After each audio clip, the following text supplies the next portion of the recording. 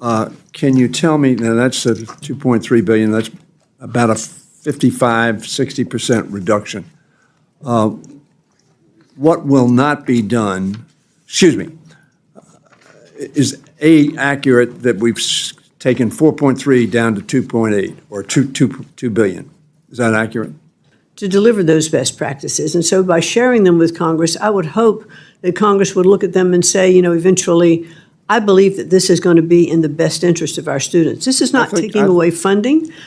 Did you check with your counsel or legal advisors as to whether or not you had authority to accomplish that request?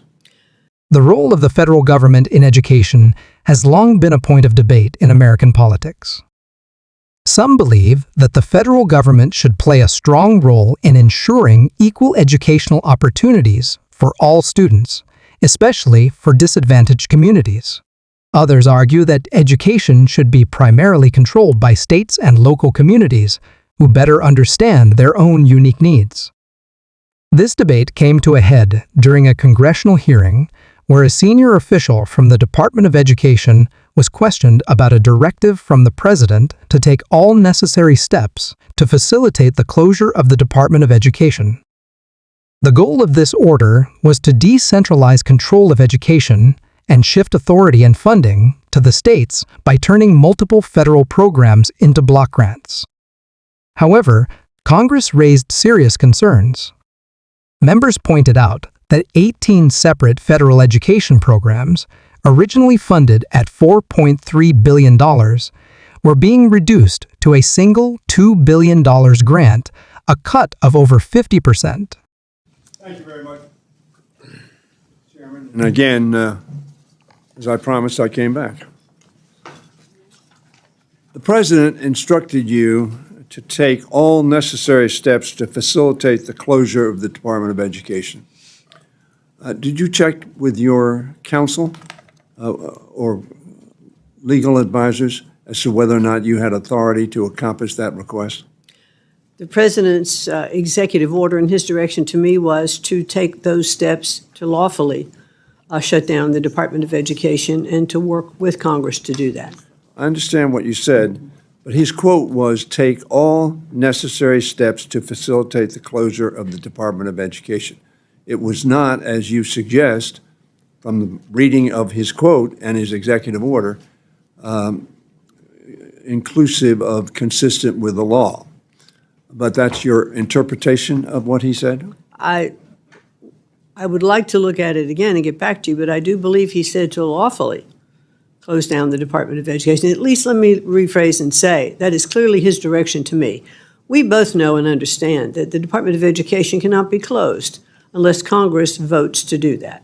So my goal, when I came on board, and he asked me how I thought we could do that, and I said my goal would be to work with Congress so that we could have transparent programs. I would like to, at the end of this program that I'm working on, as we try to bring up our test scores and work with our local states to bring education back to the states, to make sure that states have best practices and the tools to deliver those best practices. And so by sharing them with Congress, I would hope that Congress would look at them and say, eventually, I believe that this is going to be in the best interest of our students. This is not taking away funding. This is having funding go to the states for Title 1A, for IDEA. That is continuing. It may flow through in a different tranche. Okay. As you know, we have time constraints. Okay. I hear you. Having said that, does the budget that is submitted to the Congress of the United States for fiscal year 26 include full funding for those programs that the Congress has authorized and directed be established and carried out? Well, as you know, Congressman, we are dealing with the skinny budget at this point. Not all of the programs have been put into the full budget of the president, but I can tell you that the Title 1A funding and IDA funding is fully funded under the Let me ask you budget. about Yes. that. I have a table that shows me about $4.3 billion were established for those programs and are going to be, those 18 programs to which I think you refer, are going to be put down into a single grant of $2 billion. Can you tell me, now that's a 2.3 billion, that's about a 55-60% reduction. What will not be done, excuse me, is A, accurate that we've taken 4.3 down to 2.8 or 2 billion? Is that accurate? Well, let's be clear about one thing, though. The Title I-A funding and IDA funding is in full. Correct. So they're not part of the 18 that is being compressed. So the 18 programs that you mentioned Yes. are really, they will be compressed into $2 billion, which will operate like a block grant to the states, where I think they can best be utilized by understanding what is needed in the states and the communities. So when you say we're not, I understand Title I, but almost always when we talk about block granting programs, we make very, very substantial substantive cuts in the availability of resources for the programs that are covered. That is my reading of 18 programs going into, which we are now spending 4.3 billion on, down to $2 billion. It seems to me that is eliminating very substantially, without authority from the Congress, programs that the Congress has enabled and directed be undertaken for the American people. They argued that the president's plan was not just about reducing red tape or improving efficiency, but about cutting funding for programs that Congress had created by law to help students nationwide.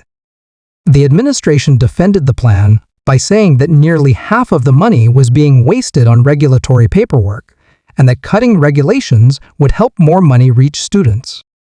But many lawmakers feared that essential programs would disappear, especially those that support low-income students, teacher development, and special education. At the heart of this issue is a larger question: should the federal government reduce its role in education, or does it have a responsibility to ensure consistent educational standards and support across all states? The outcome of this debate could shape the future of American education for years to come. Well, let's look at it this way, if we could.